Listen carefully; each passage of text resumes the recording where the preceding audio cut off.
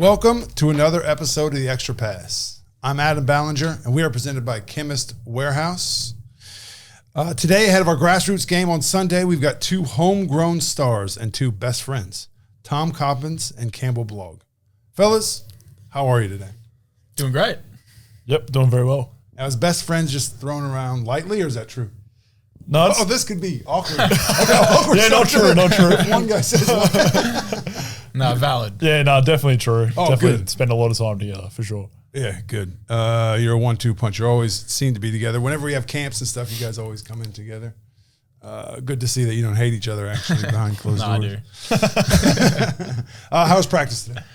Yeah, it's really good. Good to get back on the floor with everyone. Getting ready for Sydney. Good scout day today. Everyone's getting prepped, ready to go. Yeah, we'll talk more about Scout team later today. I think, especially if you listen to this podcast, we don't talk a whole lot about Scout teams. So it's good to have two guys who've been dedicated kind of that for a few years. I was a Scout team player myself for a long time in college, and there's a lot of pride that comes with that, but it's never seen outside of the actual practice. So it'd be good to talk to you guys about that for sure. Yep. Okay. Just came off last week of playing the New Orleans Pelicans. Huge weekend. What was it? 5-day extravaganza? Was it 5 days? I believe so. For the most part? It was a few days, yeah. Yeah. Long, big production. I was through all the camps and stuff. I was surprised at how much excitement it did bring. Just the people were into it. They were loving it, and it was awesome to be at the game. What was that experience like? Tom, I'll go with you first. Yeah, I mean, pretty surreal to actually verse an NBA team. You grow up, watching these guys and, using them in 2K, which is pretty sick. And then I'm versing him, especially Zion, obviously, freak athlete. Yep. The sheer size and speed and athleticism all combined together. It's pretty crazy. Yeah, it was just sick to be a part of. And, I was happy I got a few minutes there and soak it all in and, ready to get stuck back into our regular season now. Yeah. Campbell, what about you? Yeah, I suppose very similar. I mean, you grow up idolizing these guys. I know we're in high school watching Zion mixtapes, and to, one day, I mean, obviously, play against him was very special, and I'll never forget it. Yeah, it was, as a 46-year-old man, you kind of lose that connection, especially, so my son, he's 16. One of my sons is 16, and he's big into NBA, just like I would have been back then. And he was just so pumped to see the team, and he went to the fan day, and he's like, Dad, I ran into Ronnie 2K. I'm just laughing. It was huge for him. He's like, I can't believe I met Ronnie 2K. And I was just like, and he was like, I was really close to Jordan Poole. I could feel his aura. All this stuff. He was like joking, but he was, him and his friends and all the kids. I mean, they were really, really into it. So it was cool to have that. It seemed to me like on the court, I thought for sure, I think we could have won the game if we shot a little bit better.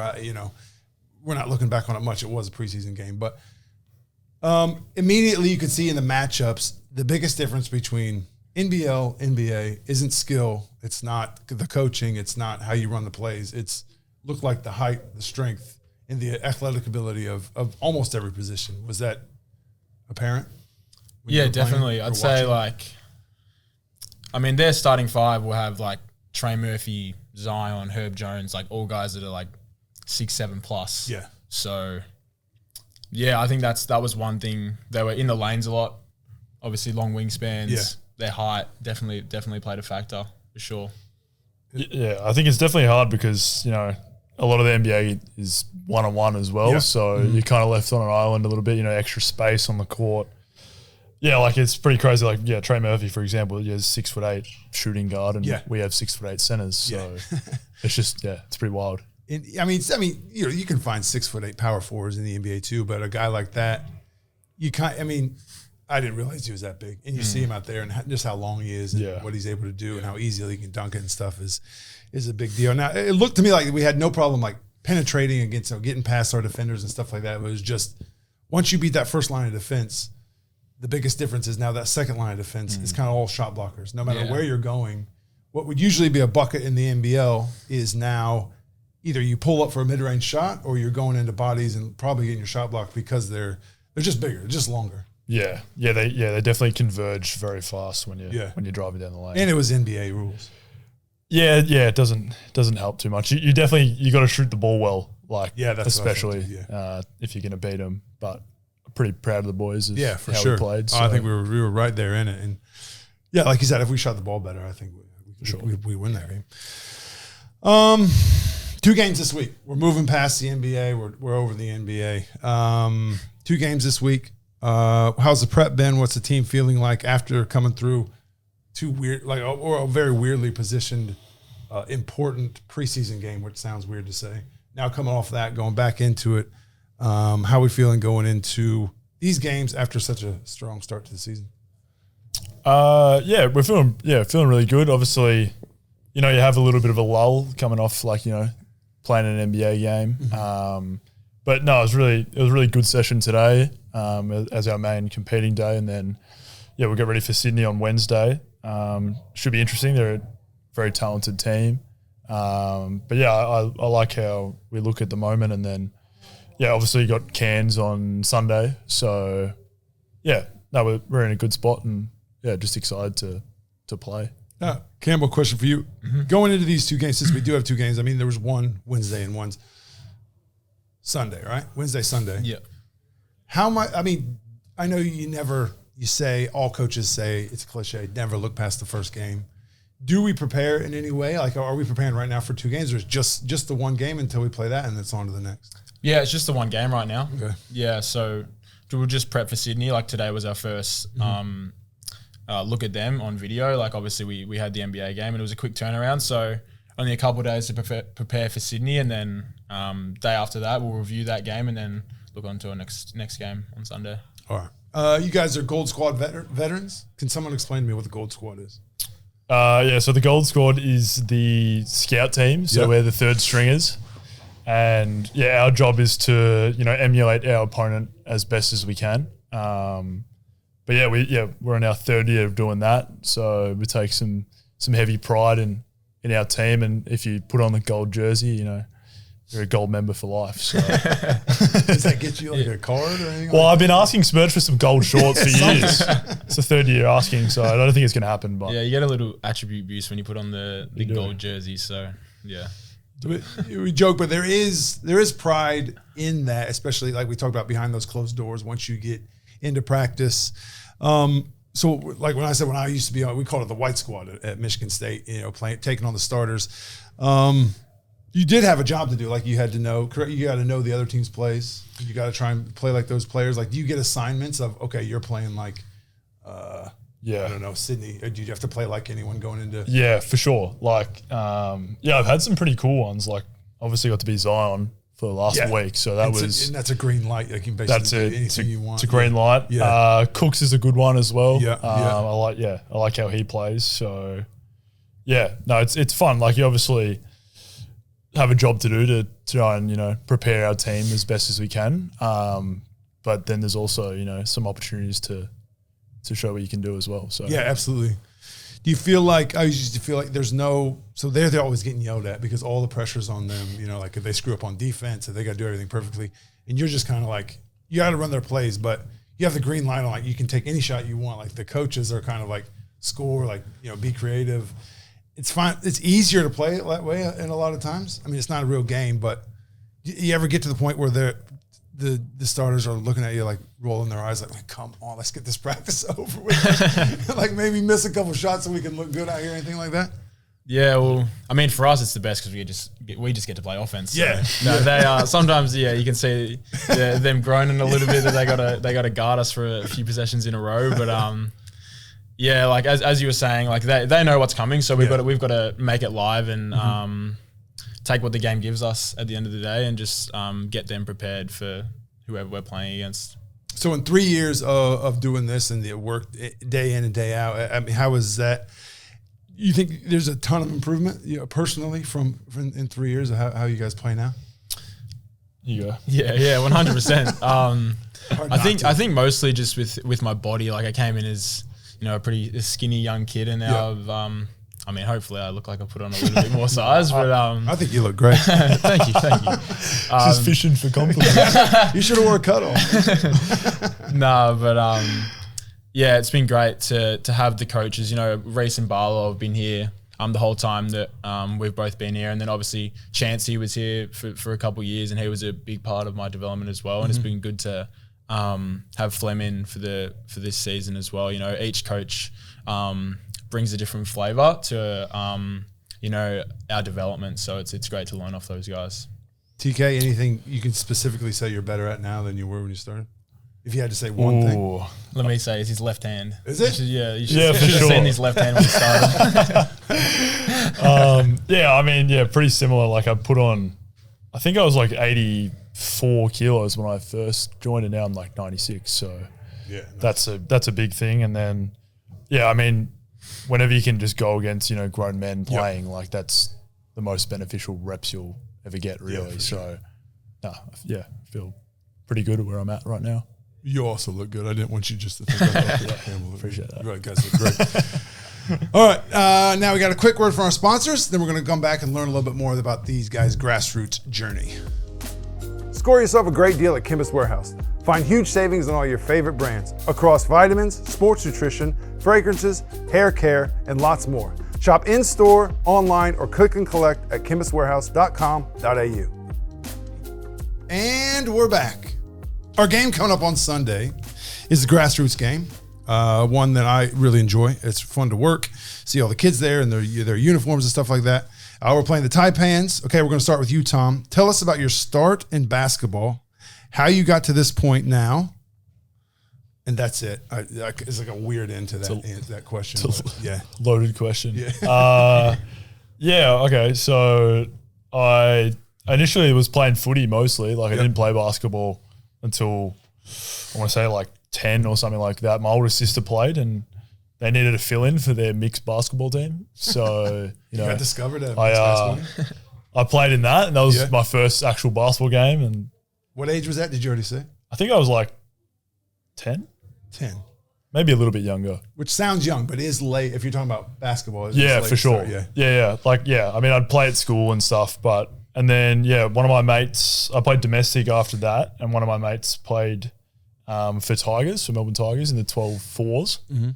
And he was like, you want to fill in on Friday night? And I was like, yeah, I'm not doing anything. So went to fill in and ended up having like 30-something points. Seriously? Yeah. Wow. And they were like, hey, do you want to play for the rest of the season? And I was like, yeah, okay, this is pretty cool. Yeah. So I did that, and then loved it from there, and then tried out the next year, and then I played all my juniors at Tigers. Yeah. That's about it, really. That's a good story. I've heard all this because you guys come to a lot of our camps. And you guys tell the kids. It's a lot better to hear it here because, I have kids dribbling the ball, like picking the nose and all that stuff. But Campbell, how about you? What was your start and how you got to the point where you are right now? Yeah, so I'd say the first time I ever picked up a basketball would have been like one of those after-school camps that your parents kind of chuck you into just to see if you give it a go and like it. Yeah. And sure enough, I did. Yeah. So that was about when I was 4 or 5. And then I'd say around when I was in grade 1 was like my first organised team. So I was just playing with a bunch of my mates from primary school. And then, obviously I'm a Sandringham boy. I'm a local. So I played for the Sabres, tried in under 12s. And then from there, kind of never looked back. I was always in love with it, always out the backyard shooting. Played all my juniors at Sandy from under 12s, under 18s, and still play there to this day. That's kind of it. Yeah, it's just great. Grassroots wise, I mean, we're sitting here in Sabres country. You came up as a Sabres kid, now on the team. I think I don't know this 100%, but were you not? You were not never, but especially coming up, you weren't always on the ones team. Is that right? I mean, you development wise, really stuck I with was.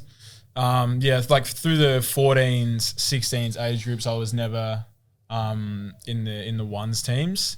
But I just never really let that get me down. I always just loved the game too much to stop playing, and almost just drove me to become better and make the ones, which eventually I did in under 18s. But I guess that sort of put a chip on my shoulder. It's never been easy for me. Like never made any state teams, any national teams or anything like that. So always I've always felt I was a little bit overlooked. I was a pretty small kid, so that probably came into play as well. But I think the thing that I loved about it was just working on my like skills. Like I played footy as well, but the thing I loved about basketball was you could always work on your game. Like I mean, it's indoor. Like there's no weather's gonna stop you from playing. So I was always getting up before school in the mornings, trying to work on my game and be better. And eventually got better, and was lucky enough to play some senior games for Sandy, and through that. Landed a development spot here, which is pretty cool. Yeah, I think it's an important thing to realize though too, because I've got kids in the Sabres program, and a lot of people who listen to this probably do have kids playing rep, and you think every kid who's playing in the NBL or adult who's playing in the NBL or successful at basketball has always been that way, and it's not the case. Everybody has a different journey, develops at a different time, and the one thing that's the people that make it usually are the ones that work the hardest, and it's good to hear. I mean, part of what the Grassroots is all about. Okay, more about you guys together since you are best friends. All right. When did you guys first meet?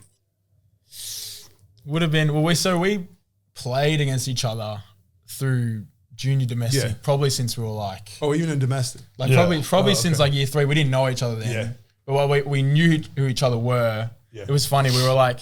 I mean, I played with my friends growing up, and our team wasn't that good. We played against them, and their team wasn't that good, but he was good. So, like, it was literally kind of just like me versus Tom, because like our teams both weren't that good. So it was pretty funny. But we first met each other. We were on the same team when we were in year 6. We played for a domestic team together, which is when we first met. And then we went to the same high school. So we went to St. Bede's. Oh, all right. Shout out St. Bede's. Great school. But yeah, we were in the same class in year 8, and I guess from then, obviously, in the yard every day playing basketball, and became best mates. Okay, how important do you guys think it is to have great support around your junior basketball? So we have talked about it a little bit, but in those pathways, it's important. Obviously, everybody knows that, but like, have you been? I think the coaches that you have and everything, you got to get a little bit lucky sometimes. Like if you have good coaches along your journey, or anyone that encourages you and makes the game fun, it makes such a difference at a young age. Is that what you guys, I guess, what's your opinion on it? Hopefully I didn't answer that question for you. I think, every coach is very different. So I feel like you learn different things along the way from each one. Yep. Regardless if you think they're bad or good, but yeah, good point. You can I think learn I'm from bad coaches. Yeah, for sure. I think I'm pretty thankful. I've had some really good coaches, and then some coaches you don't really get along with, but you learn different things, and how to deal with that. And I think it just it sets you up for life, really, and just how to deal with different adversities. But yeah, it was really cool. Like, obviously moved over to Sandy, and Reese and Barlow were there like 1 year later. So it was a bit of a sliding door moment, and just how fast things can all click together. Campbell, you got anything? No, what he said. That's a pretty good answer. That's a pretty good answer. I would have said those words. That is a great question. I like how you can learn from bad experiences as much as good ones. Sometimes you got some kid's dad. He's like, he's never coached basketball before. He's given footy terms in basketball, but so it all works out. Okay, thank you guys. Now we're going to get into something a little bit more fun. All right, instead of Fast Five, we're going to go with how well you two know each other again. Okay, it's called the teammate game. All right, let's do it. So we've got 2 questions each. We'll start with Campbell. Okay, so TK, I'll give you this. You got to turn. Yeah, you got to write it on that side. You can't show. I gotta say this into the mic. You can't show him. This is like the BP, the newlywed game. It is the newlywed game. It's PB, not BP. It is PB. It's the newlywed game. Now, when's the last time that was on TV? It's an American show. It never made it to Australia, so you would know better than that. Probably like no idea 80s, what you guys right? are talking about. 80s, something like that. All right, so so I've got to ask Campbell a question. I'm thinking of this. I don't have to say it out loud yet. I think he can say it. No, he can't say it out loud for a little while. Okay. You got to write down I've got to say what he's you right. think he's going to say. Yeah. Okay, Campbell. What is Tom's favorite cheat meal? Oh, okay. So he writes it down first? So he's going to write it down, and you got to have an answer. Right? PB? That is correct. I'm going to say KFC Zinger Box. Oh, I knew you were going to say that. I said chocolate. Oh, all right. Okay. And also, chocolate's not really a meal. Yeah. So maybe. Well, yeah, you're right. Screwed me over They're here. going to be fighting after this. They're Give going to me a start point. Give me fighting. a Like the point. newlywed game probably had some divorces after that. Okay, now you got to switch. You got to give that to Campbell. All right, Tom. Who was Campbell's favorite basketball player growing up? So not current, or it could still be current. It's pretty easy, I think. Yeah, because you guys answer that question every time. If I'm wrong, man. I'm done. All right, go ahead. Reveal it to the massive crowd. Kevin Durant. Yes, he's correct. Yeah. All right. Easy. Okay, switch it back. Erase that. Grab that. Rub this out for you. Ooh, next one's a good one. There's an eraser on the back. I mean, Oh, yeah. Lucky's going to have to buzz that out. we got sponsors. You can't be doing this. Okay. Sorry. Campbell, here we go. What is Tom's go-to pump-up song before a big game? I don't know. There's Can too we go many like? Can we go genre? I feel like it's too hard to do it for a specific song. Yeah. Maybe go artist. Artist. Okay. Artist and genre. And if you get one of them right, maybe you still win the prize. I'm lost. Have you picked an artist? He got genre. I've got a genre. That's pretty good. That's if that's it, then you guys really know each other, I would say. I don't think he's gonna get it. I'm gonna say. Just think about like what I listen Yeah, to. no. in the I'm gonna car. say 80s. Holy cow. Yeah. 80s. Let's go. 80s That rock. is awesome. Let's 80s go, bro. rock for TK. Let's go. That's really interesting. Yeah. 80s rock, what, like hair metal? Motley Crue? Yeah, like Black Poison? Sabbath. Oh, Black Sabbath. Yeah, Motley Crue. I don't know. I like a bit of everything, really. Yeah. Yeah. I also like 80s rock. 80s gets a bad rap, though, for music. I mean, there's a lot of great music. At least in my head it does. With like hair metal. Yeah. I don't know. Maybe it's come back around. Wasn't around then, but Maybe it's come back around. I really like it. Maybe the fashion. I was alive. Maybe the fashion wasn't. I was great. alive in the 80s, but you guys weren't. Yeah, I can't say I was. Well, we got that one right. That was a big one. Okay, a good maybe one. you guys really do like each other. That's two Okay, out of three. last one. All right, Tom, what is Campbell's favorite beach spot?